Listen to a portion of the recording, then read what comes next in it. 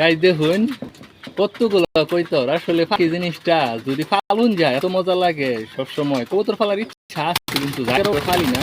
আর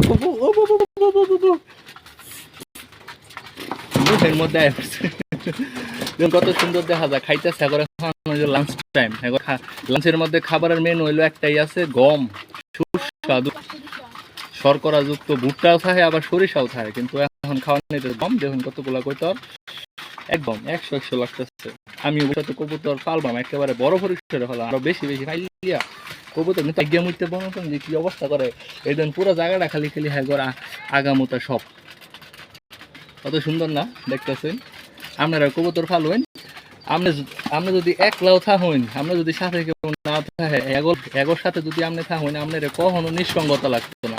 আপনারা মনে হইব আপনি অনেক অনেক মানুষের মধ্যে আছেন, আপনার ওই সঙ্গহীনতা লাগতো না।